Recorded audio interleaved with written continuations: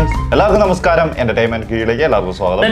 കിഴി എപ്പിസോഡാണ്. ഒരുപാട് അപ്ഡേറ്റ്സുകളുണ്ട്. എല്ലാം കിഴിക്കാത്തിന്റെ കീഴിലേക്ക് പോവാം. Yes. കീഴിലേക്ക് പോകുന്നതിന് മുൻപ് എൻ്റെ മുടി ഓക്കെ ആയിരുന്നു എന്നുള്ളത് ഞാൻ നോക്കിയിട്ടുണ്ടായിരുന്നില്ല. മച്ചാനെ ഓക്കെ ആണോ? നല്ല ഓക്കെ. നടുഭാഗത്ത് ഒരു കുത്തം മിനാറുണ്ട്, അത്രേ ഉള്ളൂ. പിന്നെ എന്തൊരു കഷ്ടം. സാരല്ല, എൻ്റെ ലുക്കിൽ ചെറിയൊരു വീഴ്ച. ഇന്നത്തെ ഈ കിഴി എപ്പിസോഡിൽ നിങ്ങൾ അങ്ങനെയല്ല, വൻ മേക്ക് ഓവറിന് ശ്രമിച്ചുകൊണ്ടിരിക്കുകയാണ്. ആ ശ്രമത്തിന്റെ ഭാഗമായിട്ടുള്ള സാധനങ്ങളാണ് ഇതൊക്കെ. അഡ്ജസ്റ്റ് ചെയ്ത് പോവാ. മുടി വളർത്താൻ നോക്കുകയാണ്. Okay okay. അജണ്ട ഇല്ല. മുടി വളർത്തുന്നതിന് പകരം കുറച്ച് ബുദ്ധി വളർത്താൻ നോക്കിയത്. ടൈല്. നിനക്ക് ബുദ്ധി ഉണ്ടോടാ? ബുദ്ധി വളരുമോ? ടൈല്. ഹെഡ് ഫസ്റ്റ് വണ്ണേ. അപ്പൊ നീ ചോദിച്ചാൽ ഞാൻ ഉത്തരം പറയും. വളരൂലടാ. വളരില്ല. അടുത്തത് അല്ല, ഫസ്റ്റത്തത്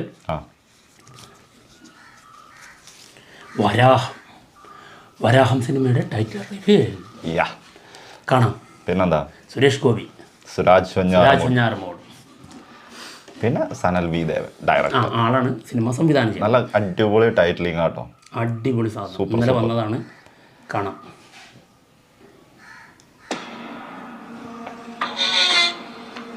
എന്നൊക്കെ കണ്ടപ്പോ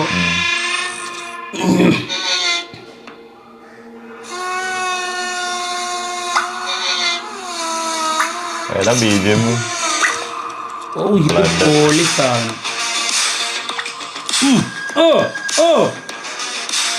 ഏത് ആയുധമാണെന്ന് നോക്കണം. പുലിനാഗോ? പുലിനാഗാണോ അത്? അതൊക്കെ പല്ലോ. വരാഹം എന്ന് പറഞ്ഞ പല്ല് ഇതല്ലേ?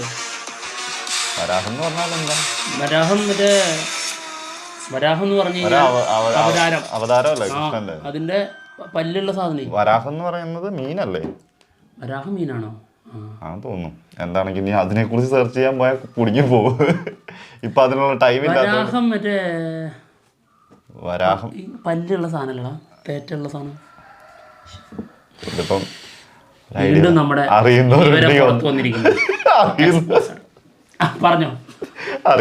ഒന്ന് പറഞ്ഞേക്കണേ. വരാഹം, നരസിംഹം, അങ്ങനെ ഒരുപാടുണ്ട്. അതിനകത്ത് വരാഹം എന്ന് പറഞ്ഞാൽ മീനാണെന്നാണ് എൻ്റെ ഒരു ധാരണ കേട്ടോ. എനിക്ക് അറിഞ്ഞൂടാ കറക്റ്റ്. എന്താണെങ്കിലും അടുത്ത കീഴിലേക്ക് പോവാം. വേട്ടയ്യൻ. രജനികാന്ത് നായകനാകുന്ന വേട്ടയ്യനിൽ രജനികാന്തും അനിരുദ്ധും ഒരുമിച്ചൊരു ഡാൻസ് ഉണ്ടാവും എന്നാണ് കേൾക്കുന്നത് കേട്ടോ. അത് സൂപ്പർ ആയിരിക്കും. ഹുക്കുമില്ല.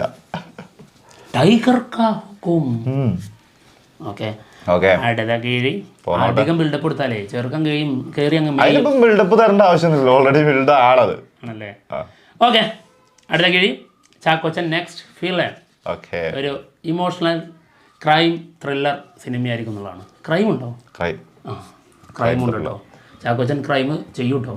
ആള് ഇപ്പോൾ വേറെ മൂഡിലാണ്. എന്തായാലും സിനിമയുടെ എന്തൊക്കെയാണ് എന്തൊക്കെയാണ് നടക്കുന്നത്, എന്താ കുറിച്ച് പറയാനുള്ളത്? പ്രിയാമണി ജഗദീഷും പ്രധാന വേഷത്തിൽ നിന്നു. പ്രിയാമണി വൈഫായിട്ടാണെന്നാണ് കേൾക്കുന്നത്. അതെ.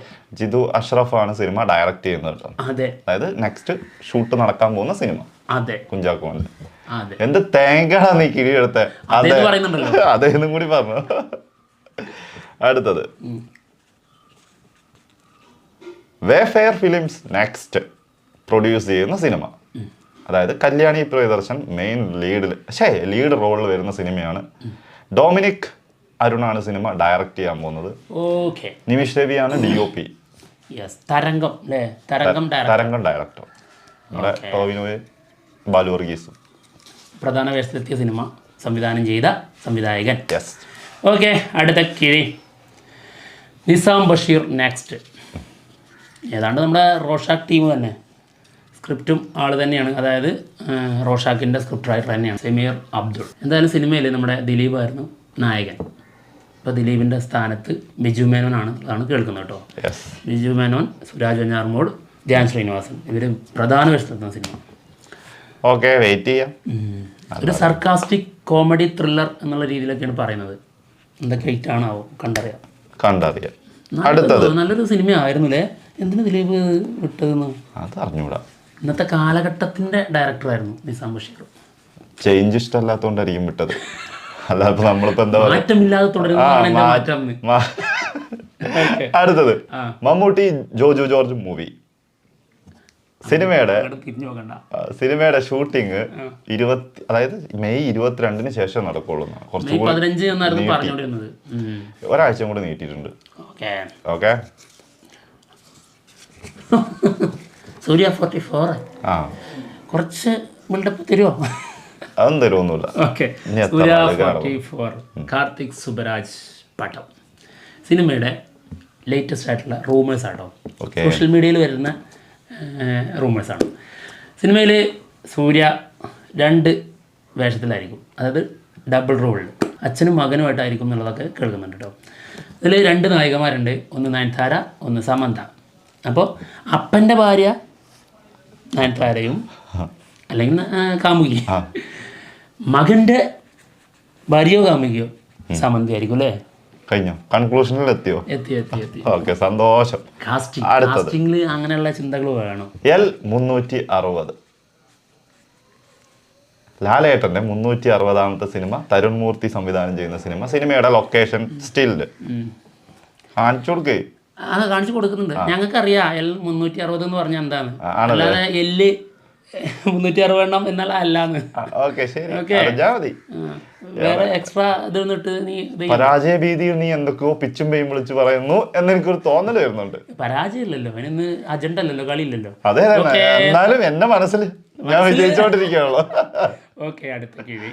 ഗുരുവായൂർ അമ്പല നടയിൽ എഴുതി കുറിക്കപ്പെട്ട റിലീസ് ഡേറ്റ്, കല്യാണ ഡേറ്റ് മാറ്റമില്ല.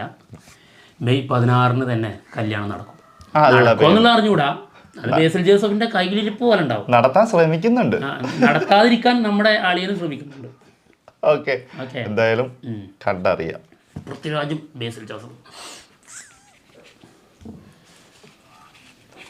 അപ്പോ എന്നെ മോനെ, ഇന്നൊക്കെ മത്സരം ഉണ്ടായി. നിന്റെ ട്രൗസറും അറിയാൻ കീറിയിട്ട് വിട്ടേനെ. അല്ലെങ്കിൽ ആൾറെഡി കീറിയ ട്രൗസറാണ്, വലിച്ചു കീറുന്നത് എന്തിനാ? Kantara 2 bye bye. ഭാഗ്യമുണ്ട് മനസ്സിലാത്ത. കാന്താര 2 ഒരു പ്രധാന വേഷത്തിൽ നമ്മുടെ ജയറാം എത്തുന്നു എന്നാണ് കേൾക്കുന്നത് കേട്ടോ. ഒഫീഷ്യൽ അനൗൺസ്മെന്റ് ഉടനെ തന്നെ ഉണ്ടാവും എന്നും പറയുന്നുണ്ട്.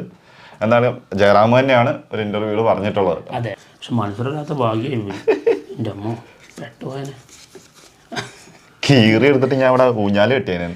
എന്തായാലും ഈ കിഴി കീറി. ഓക്കെ, അടുത്ത കിഴി ടർബോ. കീറിയാലും ഒന്നര സാധനമാണ്. ടർബോ സിനിമയുടെ റിലീസ് ഡേറ്റ് ആൾറെഡി പ്രഖ്യാപിച്ചതാണല്ലോ, മെയ് 23 അതിനെക്കുറിച്ചല്ല പറയാൻ പോകുന്നത്. എന്തായാലും ക്രിസ്റ്റോ സേവിയർ ഇവരൊരുമിച്ചുള്ള, അതായത് ഈ ടീമിൻ്റെ, അതായത് മമ്മൂക്ക വരെ ആ ഫോട്ടോയിലുണ്ട്. ഒരു സ്റ്റില്ല് പുറത്തുവിട്ടിട്ടുണ്ട്. അതെ, സെൽഫിയാണ് കേട്ടോ. സെൽഫി ടീസർ ഉടൻ തന്നെ വരും എന്നൊക്കെ റൂമറുകൾ കേൾക്കുന്നുണ്ട്. അതെ, ടീസർ അല്ല, അത് ടീസറായിട്ടല്ല വരിക, അത് ഒരു സസ്പെൻസ് ഉണ്ട്.